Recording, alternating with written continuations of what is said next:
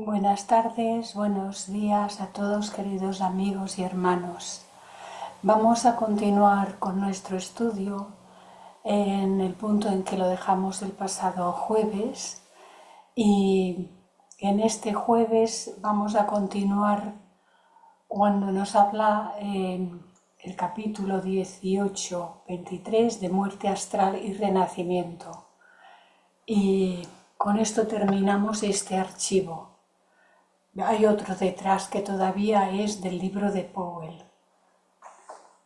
Así que vamos a ver. Recordemos que según la ley de protección de datos de este país, los que no quieran que su imagen salga en la grabación que será colgada en la página de YouTube de Bhakti, pueden clicar sobre el icono del vídeo que aparece en sus pantallas y cerrar la camarita y así no quedarán. Y si alguien necesita que lo incluyan en el grupo de actividades virtuales ste@gmail.com para recibir los programas de la sección española que se realizan por la vía de Zoom, pueden escribir un mail a esta dirección indicando su nombre y apellido, su país o ciudad de residencia, dirección electrónica y sobre todo un teléfono para que puedan incluirlos en el grupo. Y si alguien necesita comunicarse conmigo para cualquier cuestión, puede hacerlo a mi dirección electrónica, que es clarisaelo@gmail.com. Tengo la voz muy bajita, pero me avisáis si es que no se me oye bien, avisadme que trataré de subir mi tono. Hay una nueva gema de este librito de las gemas de Oriente que dice: un óvulo encima de otro van haciendo un gran montón. El montón del granero se ha hecho con los pequeños granos. Un óvulo encima de otro van haciendo un gran montón. El montón del granero se ha hecho con los pequeños granos.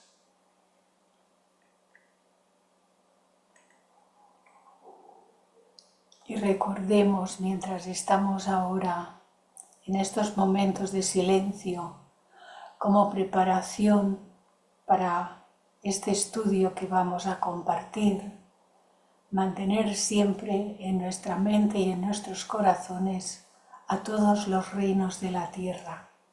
Y como dice el primero de los 3 objetivos de la Sociedad Teosófica, que todo sea sin distinción de credo, raza, sexo, casta o color, es decir, sin ningún género de distinción de ninguna clase.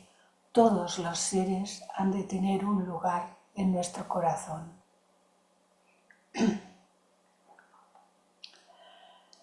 El jueves pasado habíamos estado viendo acerca del espiritismo, ¿recordáis? Y cuando terminé, luego al cerrar, vi que me había quedado una diapositiva que no os había leído, pero que como que habla precisamente del trabajo que estábamos investigando, me parece que es importante y por lo tanto hoy la he puesto en el primer lugar para que la leamos y luego continuemos con lo de hoy. Recordemos que hablaba de Allan Kardec, que fue una persona pionera en establecer definiciones acerca de lo que era el espiritismo, tanto en un sentido positivo como en un sentido negativo. Estuvimos viendo todo esto muy detalladamente, como recordaréis todos los que pudisteis estar. Y en esta última diapositiva lo que nos decía es: el espiritismo es a la vez una ciencia de observación y una doctrina filosófica. Como ciencia práctica, consiste en relaciones que pueden establecerse con los espíritus. Se podría decir con mejor acierto con las entidades desencarnadas o entidades que están en el plano astral, porque realmente uno no conecta con el espíritu de ningún ser, sino con los vehículos que están en el plano astral, con las entidades que están en el plano astral, como ya pudimos ver. Como doctrina filosófica, nos dice, comprende todas las consecuencias morales que se desprenden de semejantes relaciones. Podríamos definirlo así: el espiritismo es la ciencia que trata de la naturaleza, origen y destino de los espíritus o entidades en el plano cámico astral y de sus relaciones con el mundo corporal en el plano físico.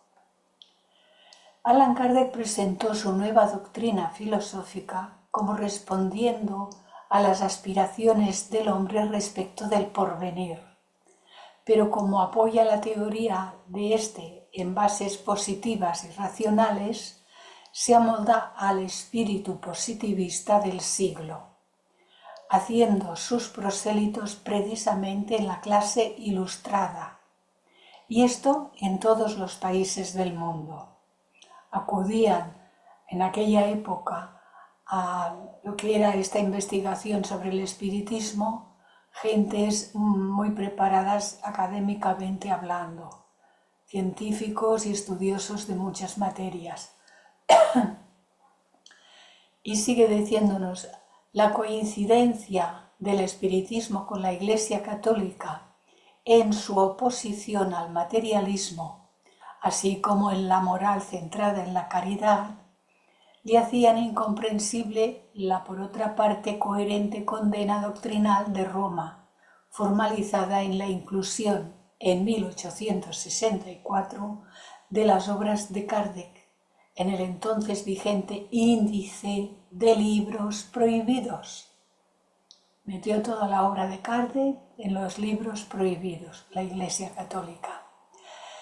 El rechazo eclesiástico ya había dado lugar, por ejemplo, a la quema de 300 libros espiritistas llevada a cabo en 1861 en Barcelona, tras haber sido confiscados por el obispo de esta diócesis a través del Santo Oficio, que de santo tenía poco. El espiritismo es la prueba patente de la existencia del alma, de su individualidad después de la muerte, de su inmortalidad y de su suerte verdadera. Es, pues, la destrucción del materialismo, no con razonamiento, sino con hechos. Estas son palabras también de Allan Kardec. Y aquí sí que terminaba lo que yo había incluido en el capítulo aquel que estuvimos viendo, porque esto que se relacionaba con todo lo que venía a ser el espiritismo desde la época de Kardec no está en el libro de Powell, lo añadí.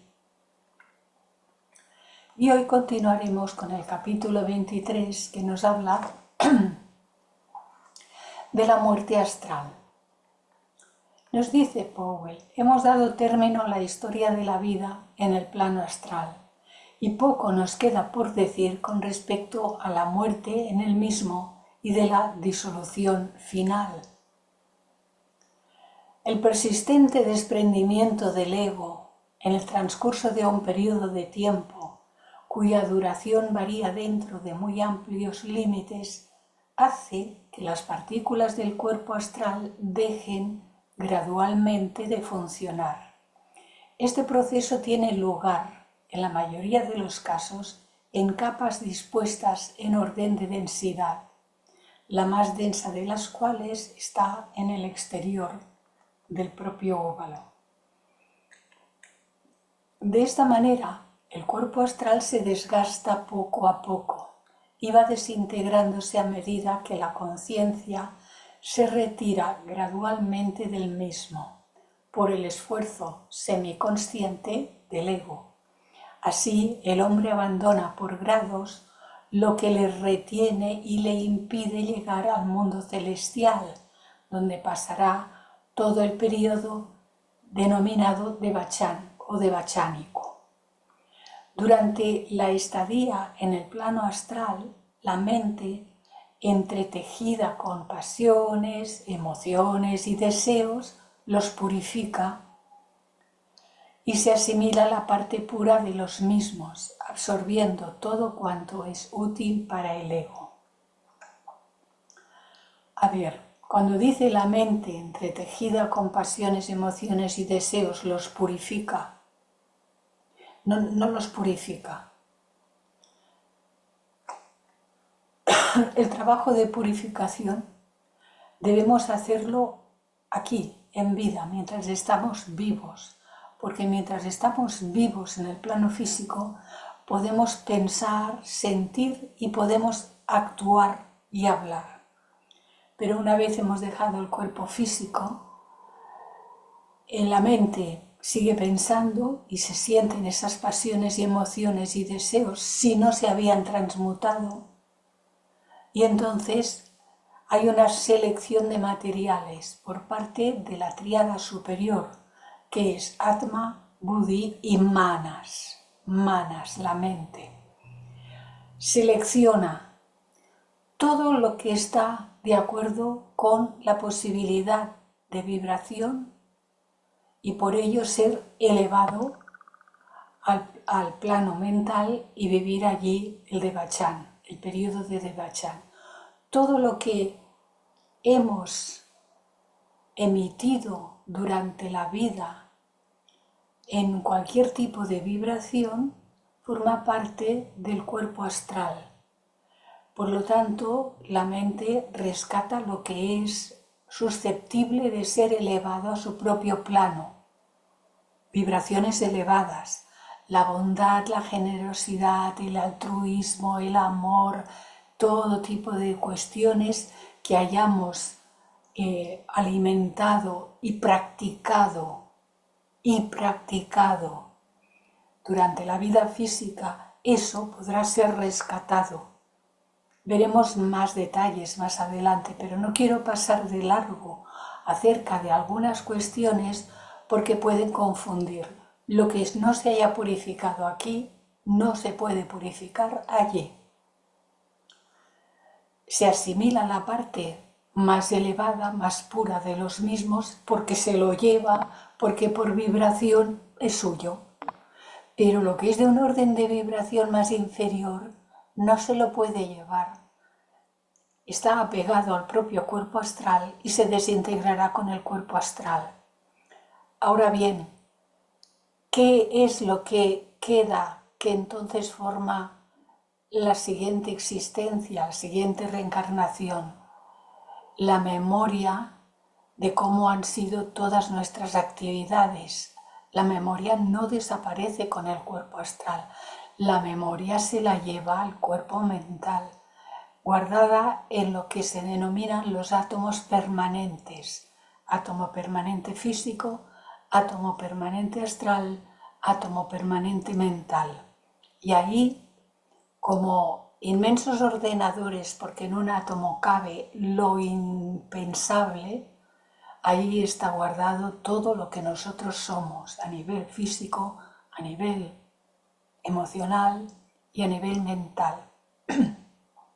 Por eso no se pierde nada y por eso hay consecuencias kármicas. Si se perdiese todo a la muerte del físico y a la muerte del cuerpo astral, pues no habría consecuencias kármicas, pero las hay.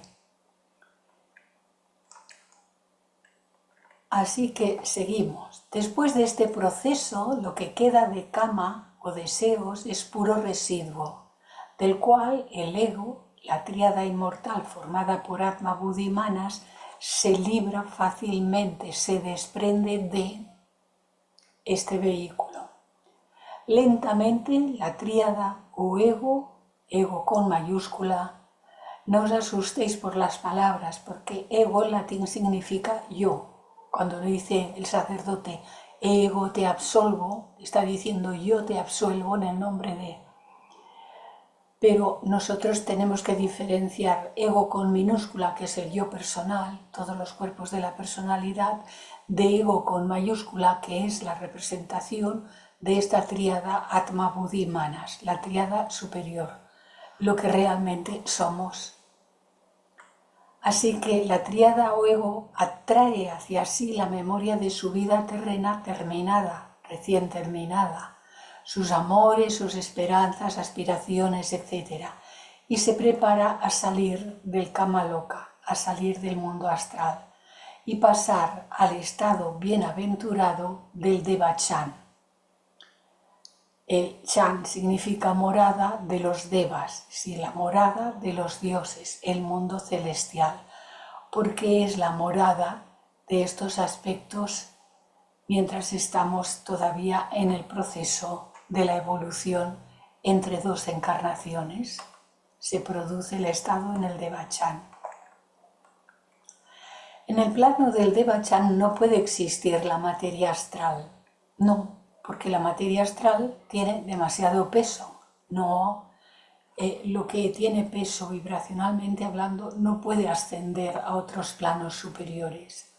Entonces la materia de Devachan puede reaccionar a las groseras vibraciones de las malas pasiones y deseos.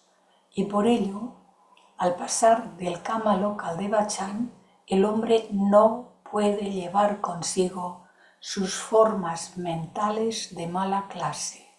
Estas no pueden ascender a Devachan, han de quedarse en los residuos del cuerpo astral. En consecuencia, al desprenderse de los últimos restos de su cuerpo astral, lo único que el hombre puede llevar al Devachan serán los gérmenes y tendencias que quedarán latentes en el átomo astral permanente. Este átomo astral, al igual que el átomo físico permanente, están sujetos al ego superior por un hilo magnético. Están sujetos, están conectados, por eso no se pierden. Estos quedarán, los cuales al encontrar el medio adecuado en la siguiente encarnación, se manifestarán los del plano astral en el propio plano astral como pasiones y deseos del mismo carácter que los que se habían tenido en la encarnación anterior, porque si no se habían transmutado, van a venir con nosotros y se activarán en cuanto encuentren un medio cercano que mueva eso y lo active. Al término de la existencia en el Kama Loka, en el plano astral, la tela vital dorada se retira del cuerpo astral, dejando que éste se desintegre y envuelve el átomo astral permanente que se recoge en el cuerpo causal, unido por ese hilo magnético que decía. La lucha final con el elemental astral tiene lugar a la conclusión de la vida astral, la lucha final, porque el ego trata de recoger en sí mismo todo cuanto puso al encarnar. Al principio de la vida que ha terminado, puso ahí como aquel que está haciendo una reserva, ¿no? Yo voy a jugarme esto en esta vida y a ver qué me traes de vuelta.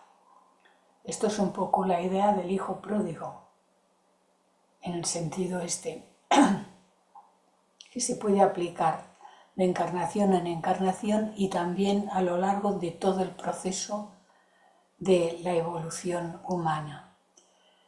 Dice que intenta recoger en sí mismo todo cuanto puso al encarnar al principio de la vida que ha terminado, pero al intentarlo se encuentra con la resistencia del elemental de deseos, que el mismo ego creó y sustentó.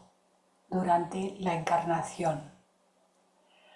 Si hemos fortalecido mucho a este elemental de deseos, si hemos dado curso y rienda suelta a toda clase de deseos y pasiones y apegos y ambiciones y tal, pues esta lucha va a ser tremendísima.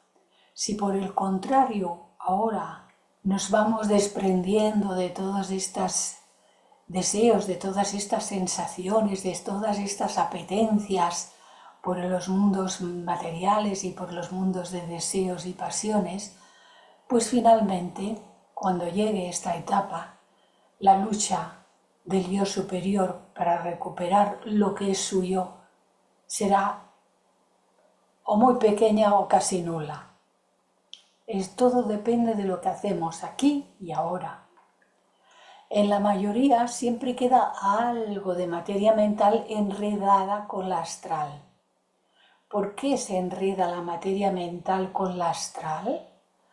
Porque cuando emitimos un pensamiento, dependiendo de la naturaleza vibracional del pensamiento, se rodea de materia astral que puede ser de una densidad muy grande o menos o más sutil. Entonces aquella forma mental que hemos emitido, recubierta de materia astral, vive su vida en el plano astral. Así que cuando dice que queda algo de materia mental enredada con la astral y que es imposible recuperarla, se refiere a eso.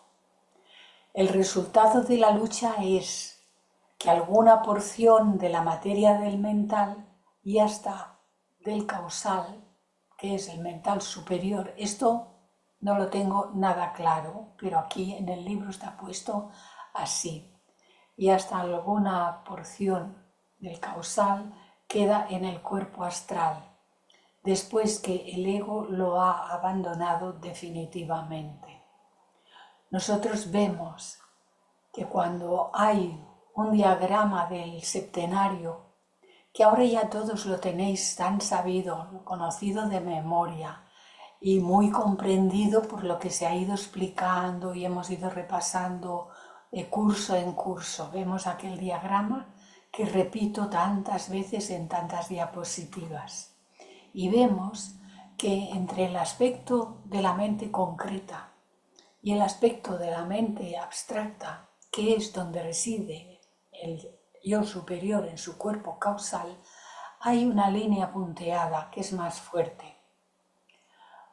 Por la naturaleza de la vibración del mental superior que habita y reside en su cuerpo causal, no es posible que una parte de este quede enredada en el cuerpo astral, porque los pensamientos de esa naturaleza vibran en un ratio vibratorio en que no descienden a este plano astral.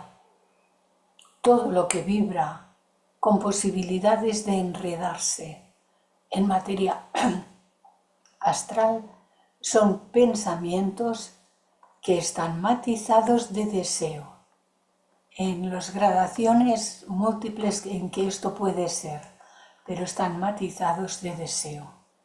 Por lo tanto, son pensamientos concretos, emitidos por la mente concreta, dirigidos a objetos o a personas, a situaciones, al yo quiero. Y veremos que siempre hay una imagen concreta hacia la que va dirigido el deseo, la pasión, el apego, la ambición, el orgullo, la soberbia, la vanagloria. Todo tiene detrás una imagen emitida por el pensamiento concreto. Y por eso puede enredarse con materia astral. Lo que es abstracto, no. Cabe reflexionar acerca de estos aspectos porque cuando uno comprende la sutil diferencia que hay, pero no tan sutil si lo miramos en profundidad, entonces nunca nos confundiremos a la hora de distinguir estos asuntos. Y hemos de dar gracias que nos dejaron todos estos materiales que tantísimo nos ayudan.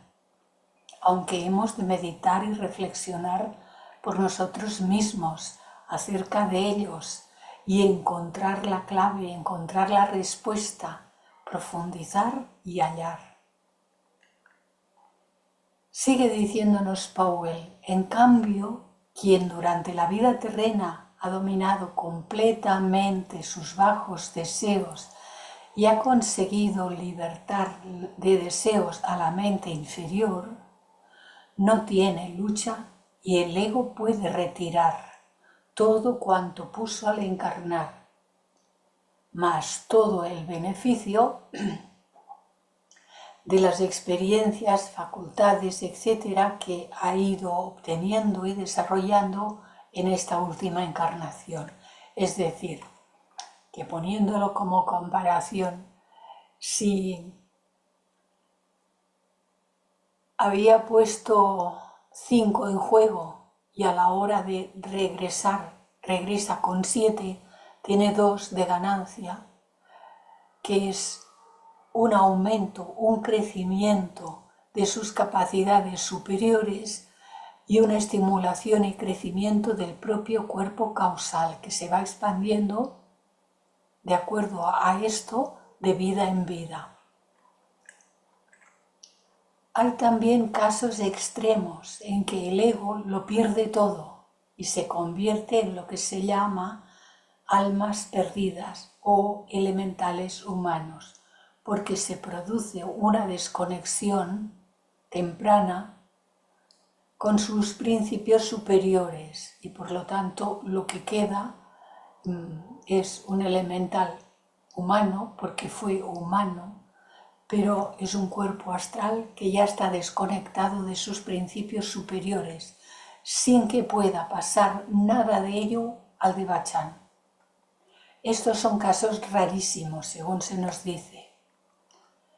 La plena consideración del método mediante el cual el ego, el yo superior, pone una porción de sí mismo en encarnación y trata de retirarlo, hemos de dejarlo para los volúmenes en que trataremos del cuerpo mental y del cuerpo causal, que seguirán a este, aunque yo no los he incluido en el trabajo. Quienes estén interesados son 2 libros más del mismo autor.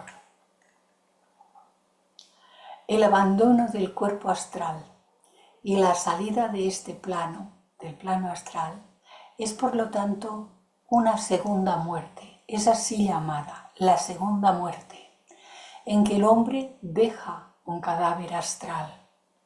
Este se desintegra a su vez, devolviendo los materiales de que estaba compuesto al mundo astral. Lo mismo que los materiales del cuerpo físico vuelven a la tierra. Y de ahí la frase polvo al polvo, etcétera, etcétera. Este cadáver astral y las ocurrencias posibles se han tratado ya en el capítulo 19 sobre entidades astrales, bajo sombras, cascarones vitalizados que ya pudimos ver y que si a alguien le interesase repasar están ya colgados en la página de YouTube de Bhakti. Nos habla ahora del renacimiento y nos dice, después de agotar las causas que lo llevaron al mundo mental, lo llevaron al Devachan, y de haber asimilado completamente las experiencias pasadas, el ego siente de nuevo el anhelo de vida material, cuando se ha agotado, después de agotar todo el periodo de Devachan, que es el periodo al que cada uno se hace acreedor durante toda su vida. Y este puede ser más largo o puede ser más corto dependiendo de esa clase de vida que hayamos llevado.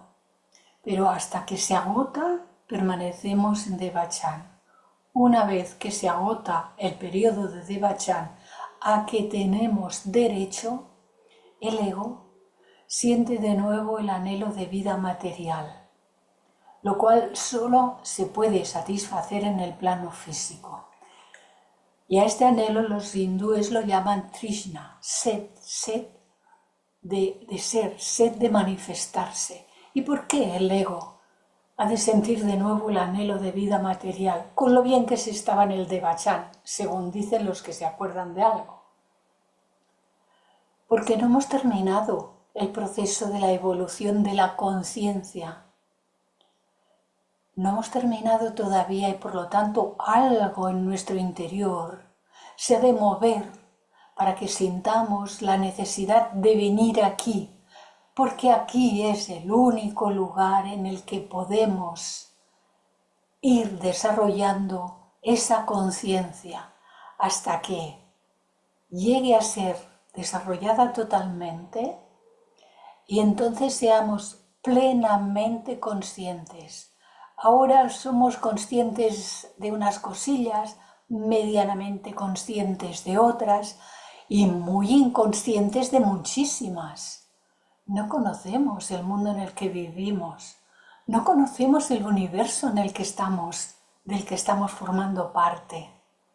Apenas conocemos casi nada, incluso los más preparados y más estudiosos, que yo soy nada y soy una mera estudiante de teosofía, pero hay gente preparadísima con muchos estudios de muchos niveles, científicos, filosóficos, artísticos y de muchas clases. Pero aún así, incluso muchos de ellos no se conocen a sí mismos y por lo tanto lo poquito que conocemos de nosotros mismos a día de hoy se puede decir que es una mera pincelada de lo que hemos de llegar a descubrir de nosotros mismos y del universo en el que vivimos y del que formamos parte. Por eso la vida divina, aquello que realmente somos, la vida divina impulsa desde dentro y mueve la necesidad de que volvamos a encarnar en el plano físico. Se desencadena todo el proceso. Nos sigue diciendo el libro, se puede considerar en primer lugar como deseo de expresarse algo. En segundo lugar, como deseo de recibir impresiones de afuera que le den la sensación de estar vivo. Y para esto y por esto es la ley de evolución. Ese nombre llamado Trishna, que significa ese anhelo, esa ansia, ese deseo, actúa por medio de kama o deseo, el cual, para el individuo, para cada uno de nosotros, en su debido momento, lo mismo que para el cosmos, es la causa primaria de la reencarnación. Es el impulso de la vida divina. Así que si alguna vez nos preguntamos qué por qué y qué para qué, por la vida divina, que es nuestra verdadera naturaleza. Así que todo cuanto sucede está bien, más que bien. Sigue diciéndonos, durante el descanso en el mundo mental, en el Devachan, el ego en ese periodo está libre de sufrimientos. Allí no hay ningún sufrimiento, en absoluto. Está libre de sufrimientos y de tristezas, pero el mal que hizo en su vida anterior y en las anteriores que puedan estar todavía causas pendientes de convertirse en efectos, y las hay, se ha mantenido en estado no de muerte, sino de animación suspendida. Todo aquello que está pendiente está en un estado de animación suspendida y ha de volverse a activar. Las sementes de las malas tendencias y de las buenas tendencias también pasadas empiezan a germinar tan pronto como la nueva personalidad empieza a formarse para la nueva encarnación. No solo de las malas, que aquí que me queda corto que solamente diga esto, no, y las buenas también. Y suerte que está todo tan bien hecho. El ego ha de tomar la carga del pasado, los gérmenes y simientes cosechados de la última o anteriores también vidas, a los cuales los budistas llaman skandhas, que significan como tendencias, gérmenes. Kama, deseo, con su ejército de skandhas, buenos y no tan buenos, o peores, que son esas tendencias, esos gérmenes, aguarda al ser, aguarda al individuo en el umbral del mundo mental. Porque en el momento en que se acaba de Bachan, ahí están esperándonos esas tendencias, del que surge el ego, sale el yo para tomar una nueva encarnación. Más que salir, surge a la manifestación, pero lo puede hacer tomando nuevos cuerpos, un nuevo cuerpo astral y un nuevo cuerpo físico, con todas sus características. Dichos gérmenes consisten de cualidades materiales, sensaciones, ideas abstractas, tendencias de la mente, facultades mentales. El proceso se inicia al poner el ego su atención en la unidad mental, la cual reinicia inmediatamente su actividad, como cuando reiniciamos el ordenador. Y estaba ahí quietito y calladito y no decía nada, pero contenía los archivos que le hemos ido introduciendo. Y en cuanto lo ponemos en marcha, se pone en marcha la pantalla, la posibilidad de la impresora y el largo, etcétera, y todo, y así algo semejante se pone en marcha en nuestra constitución. Luego, en el átomo astral permanente, pone su atención, reinicia su actividad y luego en el átomo astral permanente, al cual aplica su voluntad de emerger a la manifestación y activarse. Las tendencias, las cuales, según hemos visto, están en un estado de animación suspendida, son exteriorizadas por el ego al descender a la reencarnación y se envuelven primero en materia mental, el aspecto de materia mental concreta, y también en esencia elemental del segundo gran reino, de manera que expresan exactamente el desenvolvimiento mental por medio del átomo permanente al revestirse de esta materia. Expresan exactamente el desenvolvimiento mental que el hombre tenía al término de su última vida celestial. ¿Qué clase de materia mental va a escoger?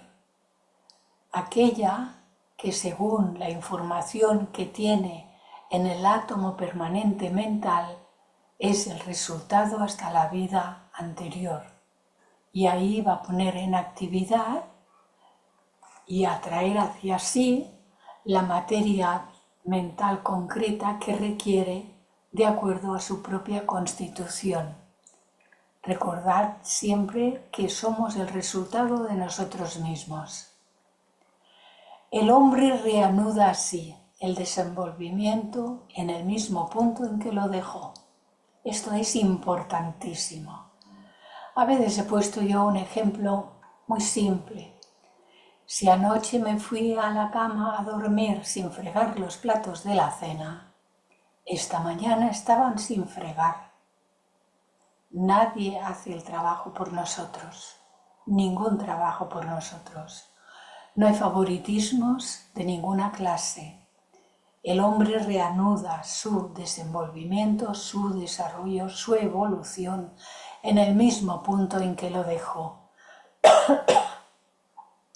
El siguiente paso es atraer hacia sí la materia del mundo astral y esencia elemental del tercer reino elemental, obteniendo así los materiales para construir el nuevo cuerpo astral, haciendo que reaparezcan por medio del átomo permanente en donde están registrados, tal como los dejamos, las tendencias, es decir, los apetitos, las emociones y las pasiones que trajo de las vidas pasadas, y también las tendencias a las formas positivas y elevadas de deseo, de emoción, de auxilio, de amor.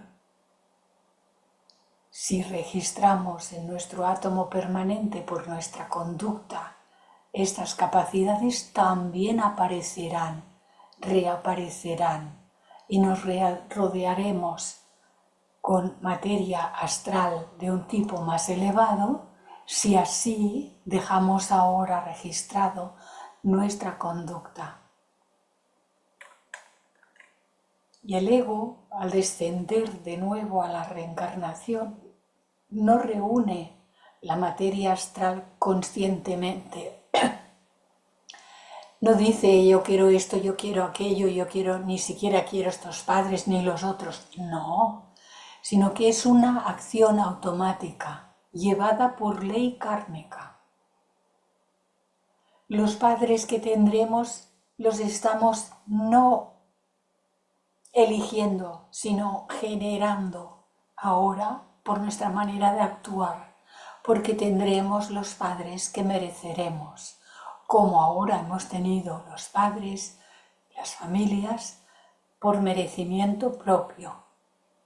Sigue diciéndonos Powell. Por otra parte, el material reunido es la exacta reproducción del cuerpo astral que tenía al término de la última vida astral, de manera que el hombre reanuda la vida en cada mundo exactamente donde la dejó, tanto mental como emocional como físicamente.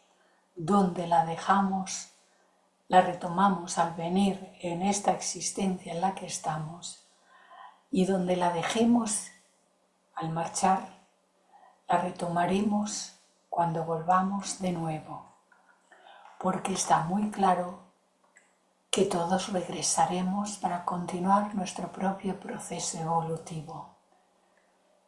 Y es maravilloso que esto pueda ser así, que podamos venir hasta haber desarrollado totalmente la conciencia.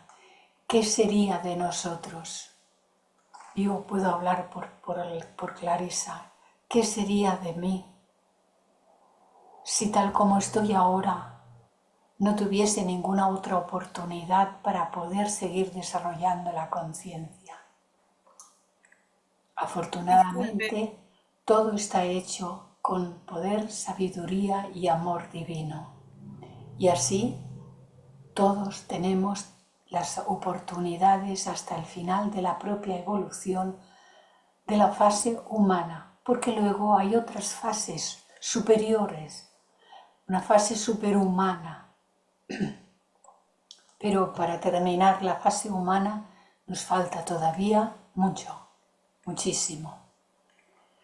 El estudiante descubrirá en lo que antecede una parte de la acción de la ley kármica, de la cual no hemos de tratar en este volumen. Cada encarnación está vinculada, inevitable, automática y exactamente a las vidas precedentes, de manera que la serie constituye una cadena continua. La materia astral así reunida no forma todavía un cuerpo astral definido. Por favor, las preguntas al final, apunta lo que desees preguntar. En primer lugar, toma la forma de un ovoide, el cual es la expresión más aproximada de lo que entendemos por la forma real del cuerpo causal. Toma la forma de un ovoide.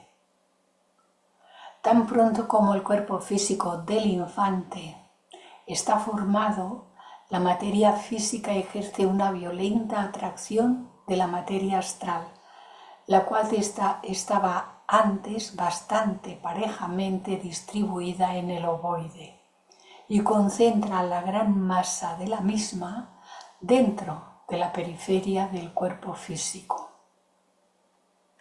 A medida que el cuerpo físico se desarrolla, la materia astral reproduce todos los cambios. 99% de la misma está concentrada dentro de la periferia del cuerpo físico y solo el 1% sobrante llena el resto del ovoide y constituye el aura, como vimos en un capítulo anterior. El proceso de reunir materia alrededor del núcleo astral se efectúa a veces rápidamente, otras ocasiona una gran demora. Una vez completo, el ego se encuentra en su vestidura kármica que él mismo preparó, listo para recibir de los agentes, de los señores del karma, el doble etérico, como nuevo molde en el que se formará el cuerpo físico.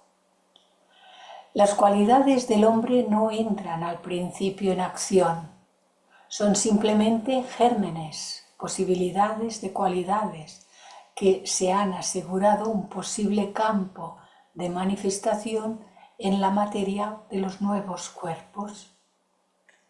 El que tales cualidades se desarrollen en la nueva vida con las mismas tendencias de la anterior dependerá de la facilidad o entorpecimiento que rodeen al infante en sus primeros años.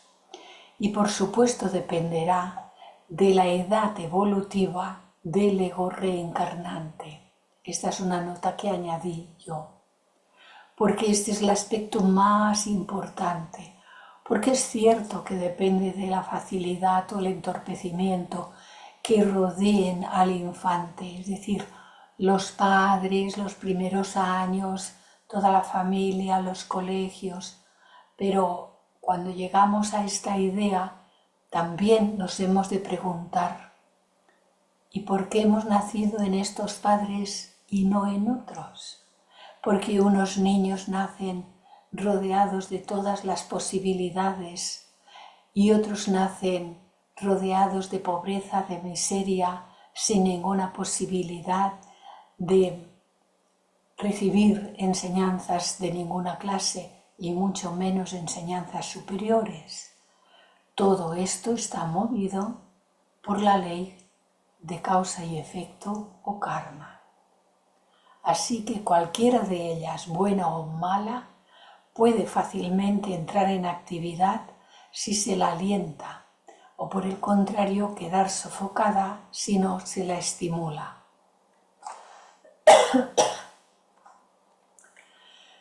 Si se la estimula puede llegar a ser en la vida del hombre un factor más poderoso que en la vida anterior.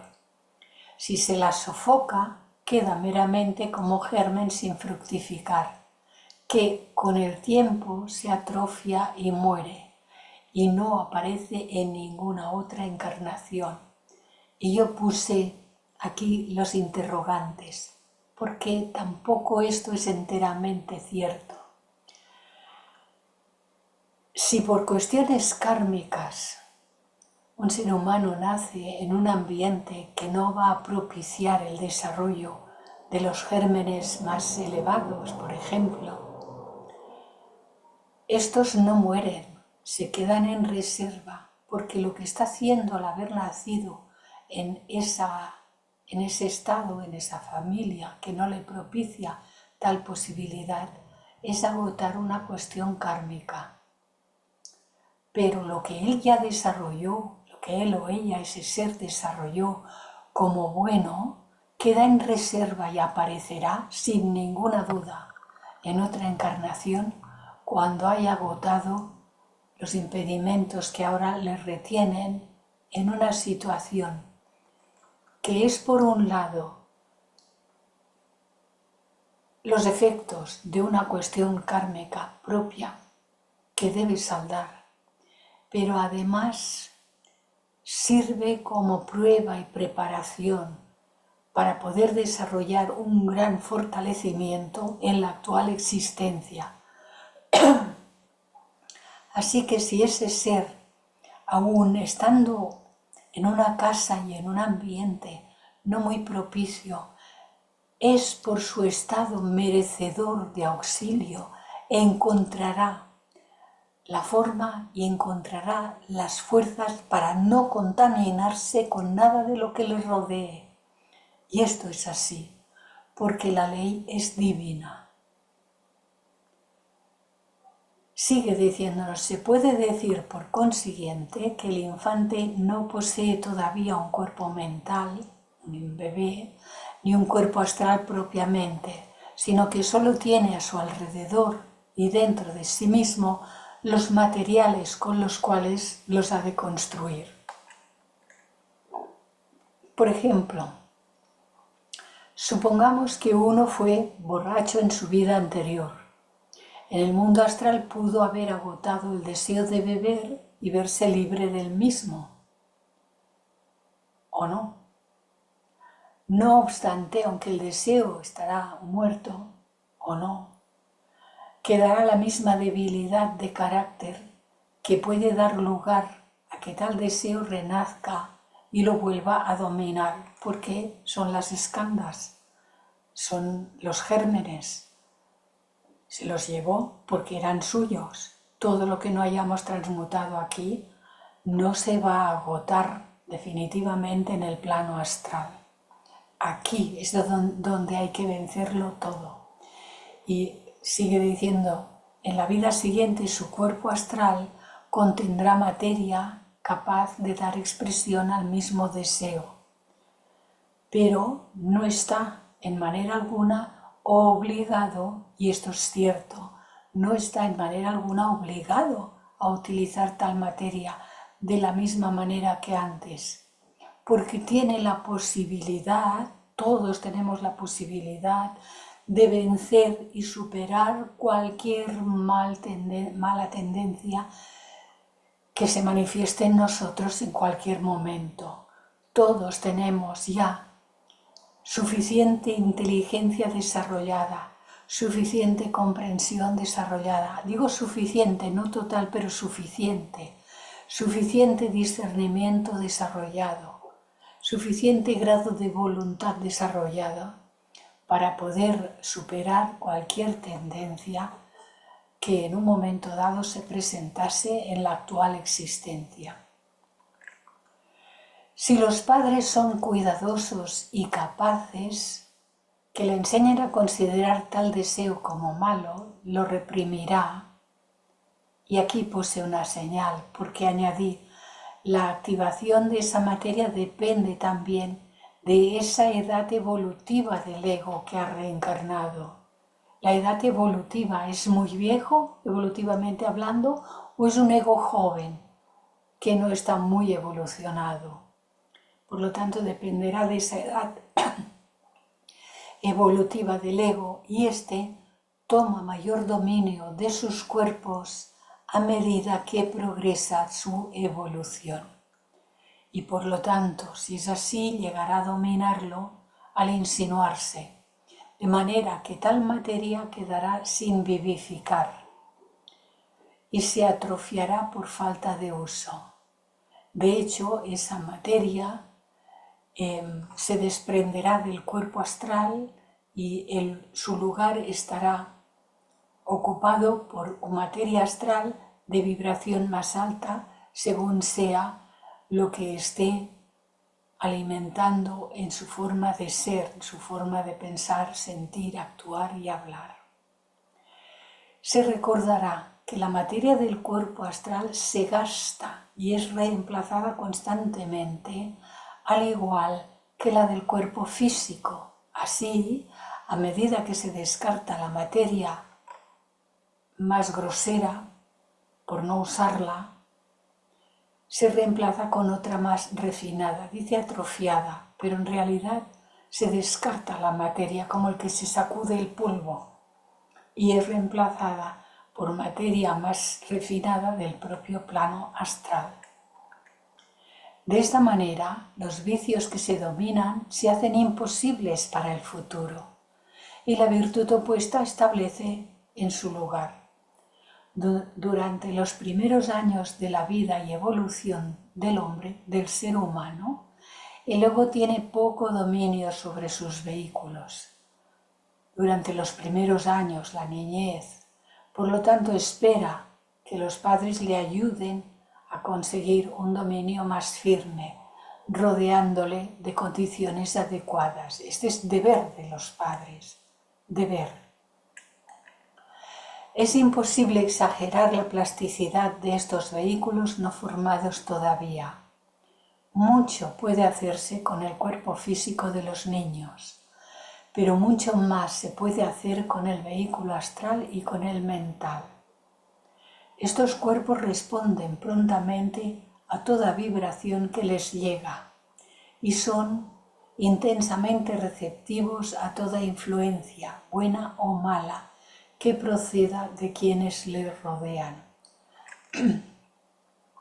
Pero cuando llegamos a estas afirmaciones, y muchas gentes lo han observado y los hemos conocido, familias que tienen 2 hijos, 3 hijos, 4 hijos, antes se tenían muchos más, ahora aquí en estos mundos hay menos, pero tienen varios hijos, todos han tenido el mismo padre y la misma madre, el mismo modelo familiar, van a los mismos colegios, reciben la misma enseñanza y resulta que de pronto hay uno que se desbarata, que se sale de todo lo que se le ha enseñado, que los padres dicen que no comprenden qué pasa. Bueno, pues también por karma ha nacido en sus familias un ego joven que está dispuesto por necesidad evolutiva a ir al encuentro de todas las experiencias por las que todavía tiene que pasar. Esto de ninguna manera excluye el deber de los padres de ir ayudando, porque es kármicamente ellos tienen ese deber, para con ese ego que ha nacido en sus familias, ayudar, no hacerse esclavos de esa criatura que demanda quien quiera qué cosas, pero ellos ayudar y mantenerse firmes en la recta, en acción y ayudar en todo cuanto sea posible. Pero se requiere cuando estas cosas ocurren de un gran conocimiento y de una gran comprensión para que los padres puedan asumir qué es lo que está ocurriendo y comprenderlo. Sigue diciendo, además, aunque en su temprana juventud son muy susceptibles y se moldean con facilidad, muy pronto se asientan y endurecen y adquieren hábitos que, una vez firmemente arraigados, son difíciles de extirpar. De manera que el porvenir de los niños depende de los padres, en medida mucho mayor de lo que muchos de estos se dan cuenta. Me remito a lo que acabo de comentar. Solo un clarividente sabe con qué rapidez y en qué gran medida se mejoraría el carácter de los niños si el carácter de los adultos fuera mejor de lo que corrientemente es. Se conoce el caso en que la brutalidad de un maestro causó daño irreparable a los cuerpos de un niño, al punto que fue imposible para éste avanzar en esta vida todo lo que podía esperarse. El medio ambiente en que crece el niño es de tanta importancia que en la vida en que se alcanza el adeptado, que es al final de la evolución humana, el niño ha de estar en medio ambiente absolutamente perfecto, pero su pasado le conducirá al nacimiento de estar en ese medio ambiente. Su pasado, el haber avanzado, el haber progresado y el haber purificado durante vidas el pensar, el sentir, los actos y las palabras, y el haberse preparado en todos los niveles le habrá conducido por evolución y kármicamente a nacer en un medio ambiente absolutamente perfecto para que se pueda dar este paso ya. En el caso de mónadas de clase inferior con cuerpos astrales extraordinariamente fuertes, los cuales se encarnan a intervalos muy cortos, ocurre a veces que la sombra o el cascarón dejados en la última vida astral persiste todavía en tal caso y es muy posible que sean atraídos por la nueva personalidad. Cuando tal ocurre, traen los viejos hábitos y modos de pensar y algunas veces también la memoria de la vida pasada. En un individuo cuya vida fue tan mala que los cuerpos astral con los residuos del mental fueron arrancados del ego después de la muerte, el ego, al reencarnar, como no tiene cuerpos que ocupar en los mundos astral y mental, ha de formar otros enseguida. Esto yo lo tengo en cuarentena porque no está bien explicado, puesto que los cuerpos se forman en cada encarnación. No encuentra un ser humano al encarnar, no encuentra el cuerpo mental y el cuerpo astral que dejó para usarlos de nuevo. Esto no es así. Los cuerpos se desgastaron, se destruyeron, se desintegraron y en la nueva encarnación vuelven a formarse. ¿Cómo? Atrayendo la materia correspondiente, la materia del plano, conforme a la información que tiene cada uno de los átomos permanentes de cada uno de los cuerpos, físico, astral y mental.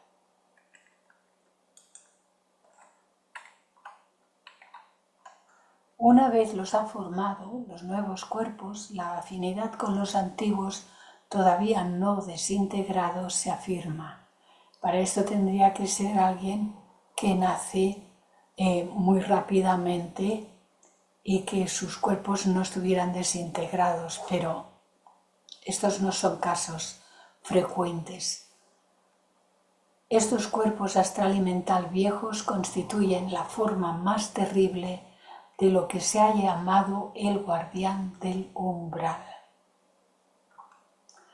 Encontré un escrito que viene de la doctrina secreta, que dice: los dioses de la sincronicidad, la parábola más subjetiva de Cristo. Pregunta: Maestro, ¿quién pecó? ¿Este o sus padres para haber nacido ciego?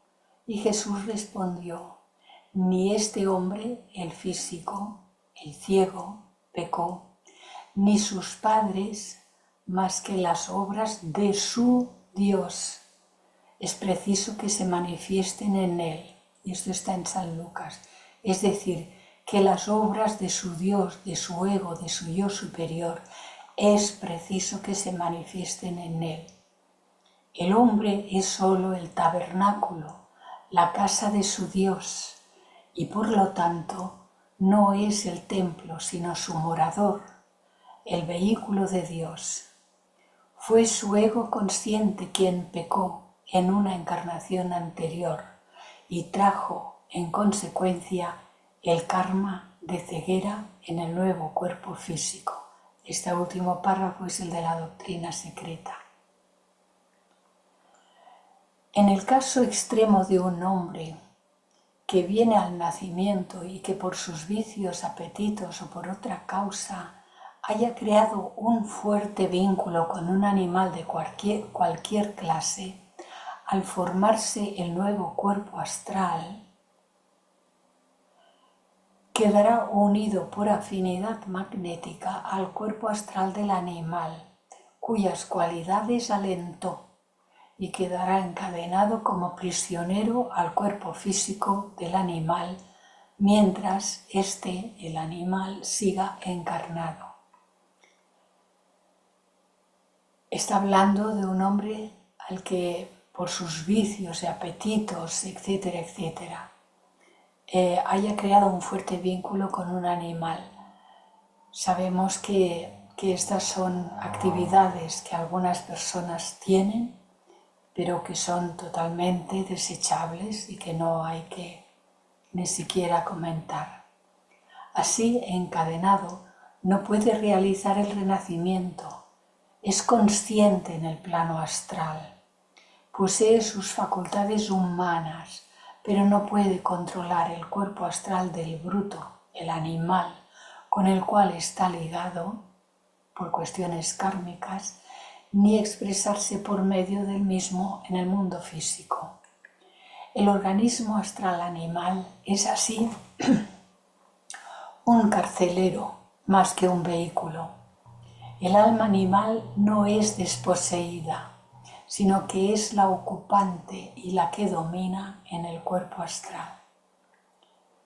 Tal prisión no es reencarnación, pero explica, en cierto modo, la creencia de algunos en Oriente de que el hombre, el ser humano, bajo ciertas circunstancias puede reencarnar en un cuerpo animal.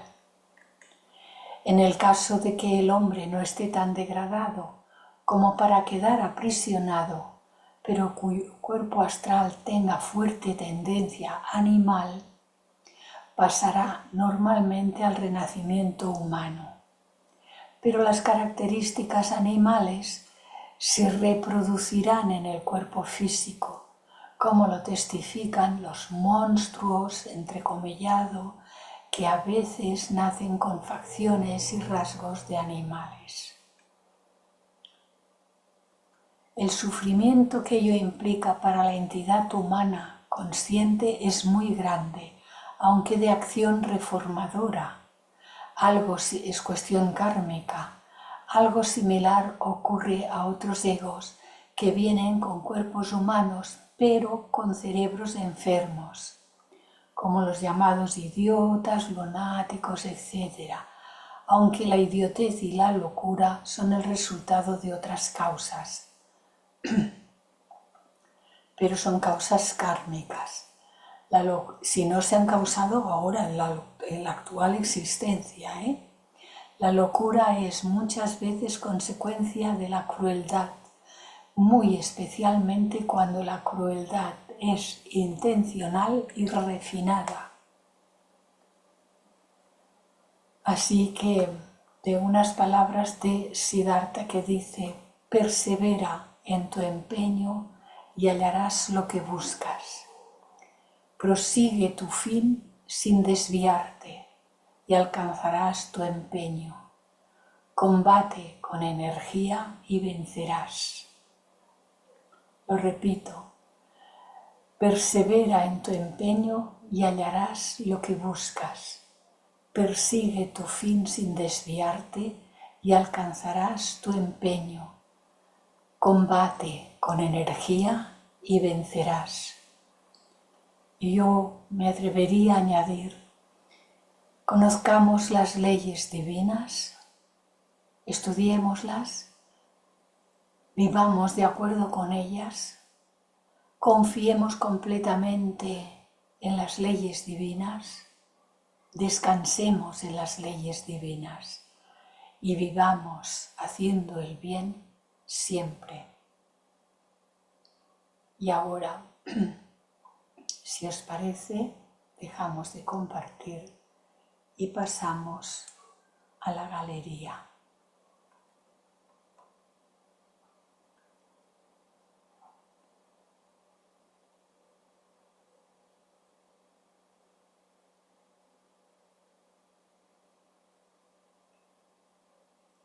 ¿Estáis meditando?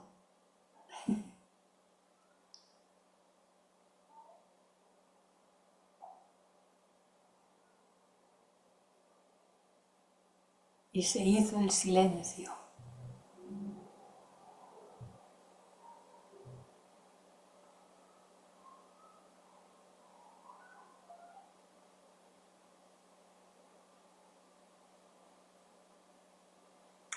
Oye, Hola, Paparán, pero, hola, ¿qué tal? sí, o sea que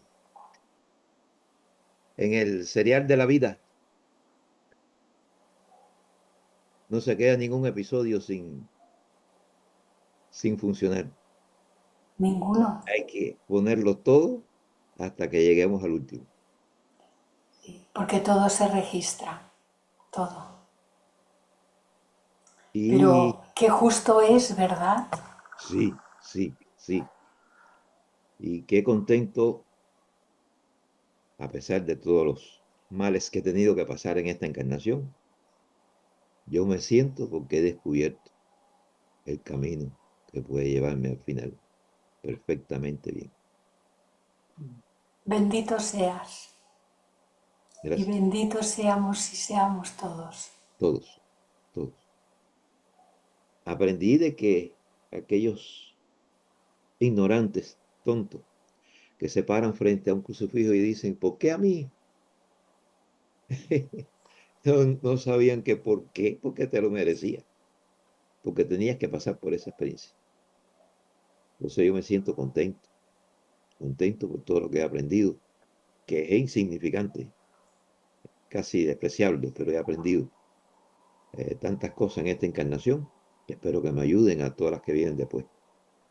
Gracias, Clarisa, por tu trabajo, gracias por tu presentación. Gracias a vosotros, gracias.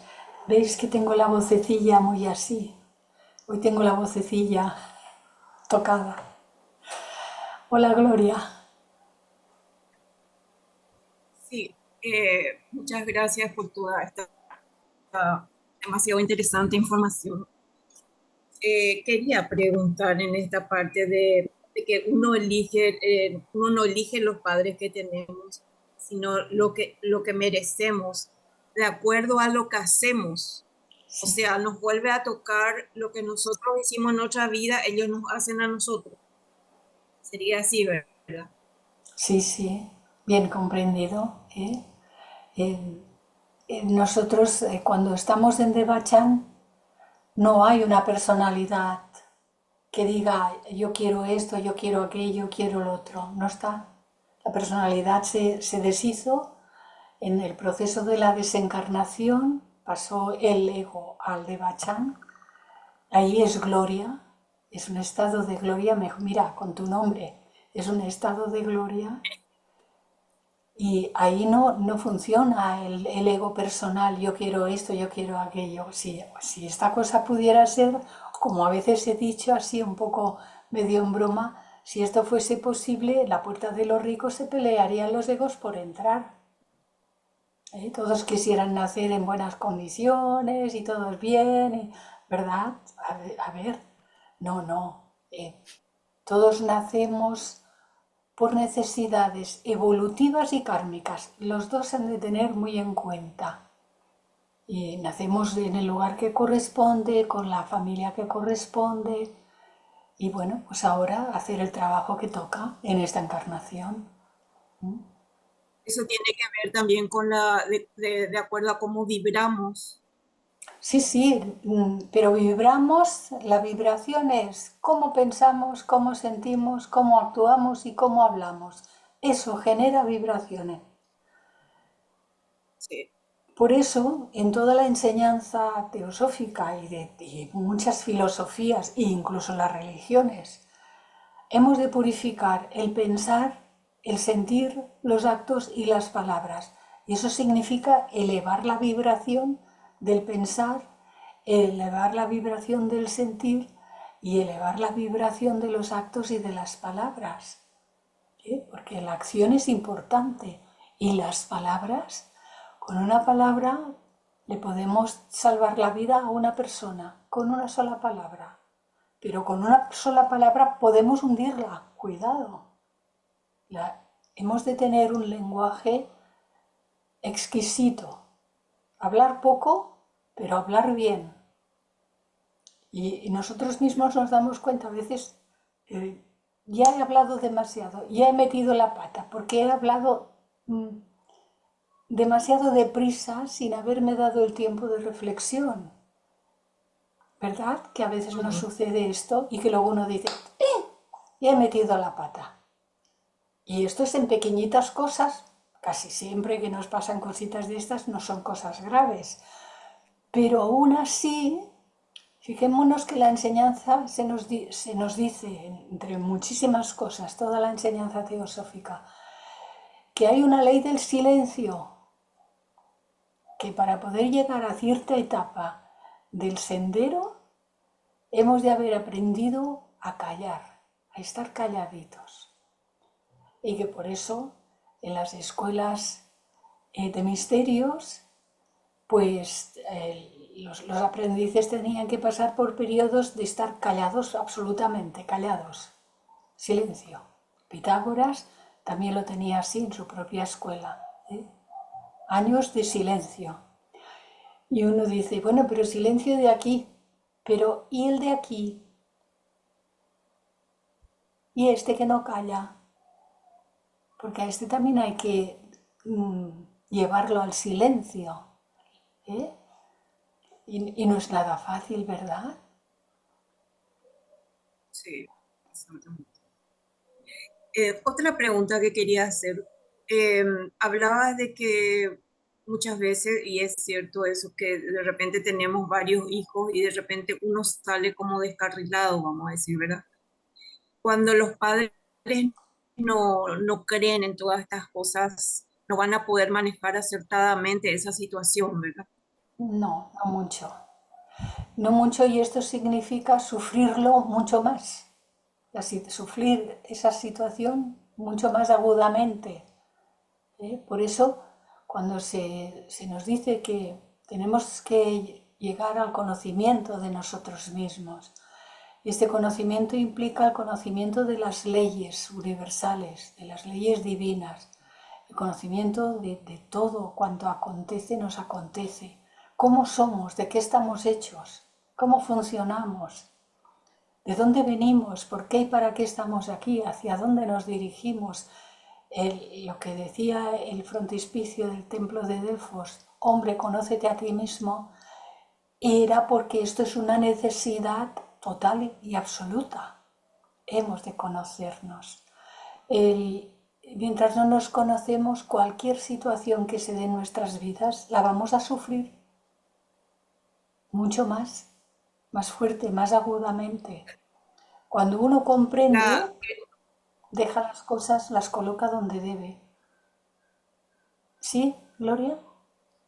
sea, em, cuando un hijo sale así de repente descarrilado, puede ser kármica esa situación. No, es un ego joven. El karma nunca nos obliga a hacer nada malo. La juventud Ajá. evolutiva es la que es. Cuando uno es joven, pues hace tonterías. Eso en el mundo físico, ¿no? Dice, cuando uno es joven, en la adolescencia y luego tal. Bueno, la correspondencia de este aspecto en lo externo es una correspondencia en lo evolutivo total. Un ego joven Ujú. no ha incorporado todas las experiencias que a lo largo de la evolución tenemos que llegar a incorporar. Y son polares, porque podemos preguntarnos a nosotros mismos, ¿cómo puedo comprender yo el sufrimiento de otro ser humano y compadecerme de él si yo no he sufrido igual? Uno comprende cuando conoce el hecho. No hace falta que sea en esta misma vida. Si lo ha pasado anteriormente, lo tiene incorporado, comprende. Pero Sí, si lo ponemos como un sí. ejemplo de esta vida, alguien llega diciendo, es un ejemplo muy básico y muy casero, que lo podemos entender todos. Alguien llega y dice, tengo un dolor de muela, llega con la cara hinchada, tengo un dolor de muela, es una cosa irresistible, me voy a volver loco del dolor tan terrible que es. Y nos lo dice y no hemos pasado nunca un dolor de muela. Y le podemos decir, ostras, sí que tiene que ser malo esto, ¿eh? ¿Quieres que te ponga algo, que te hago, que puedo hacer algo? Este es lo básico de la comprensión que podemos tener si no hemos tenido dolor de muela. Pero si ya lo hemos tenido, le decimos, no hace falta que me digas porque ya sé lo que estás pasando. Si ya tuvimos ese mismo dolor de muelas, ya sabemos por lo que está pasando. Eso es comprender. Y este es un ejemplo externo, muy básico. Pero es que a lo largo de la evolución, para comprender y llevar a cabo el verdadero bien, tenemos que comprender los dos polos de opuestos. Esa polaridad donde nos estamos columpiando constantemente, que sí, que no, esto quiero, aquello no quiero, la simpatía y la antipatía, este me cae bien, el otro me cae mal, esto quiero y aquello aborrezco, a este lo amo y al otro lo odio. ¿No vive así el mundo entero?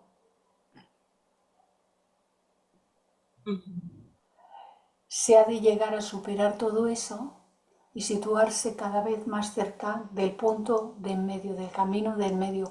Pero esto es cuestión de la evolución. Uno no dice, y ahora me voy a situar en el centro porque yo ya no quiero tener ninguna... No, no, no.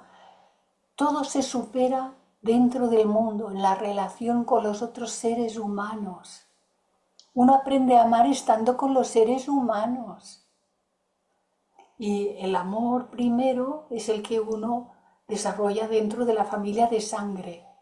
¿Podríamos tener amor por toda la humanidad si no la tenemos primero por lo que decimos que es nuestro? Nuestra propia familia, los hijos, los hermanos, los padres.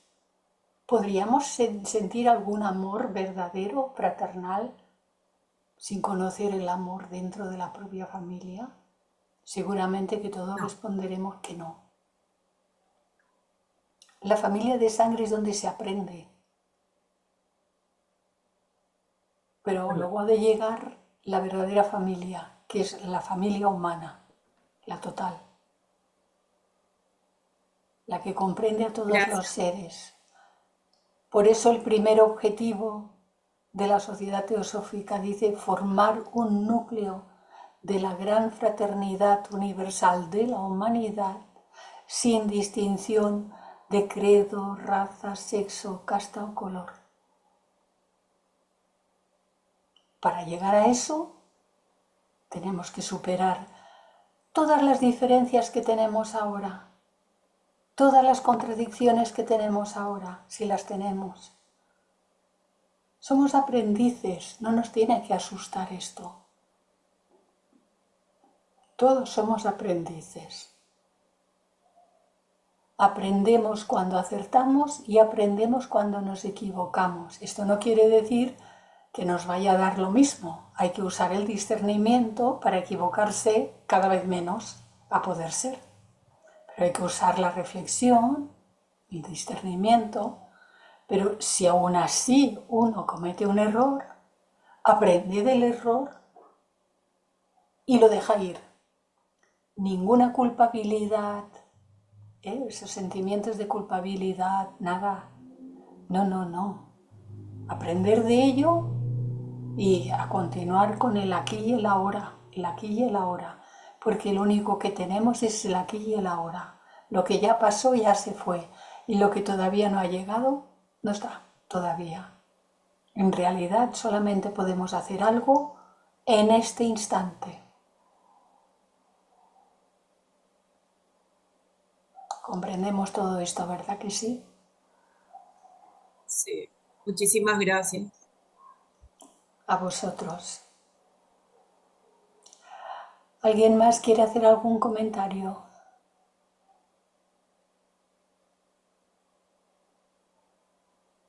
Carmelo, tienes el micro cerrado. Te veo hablar, pero tienes el micro cerrado.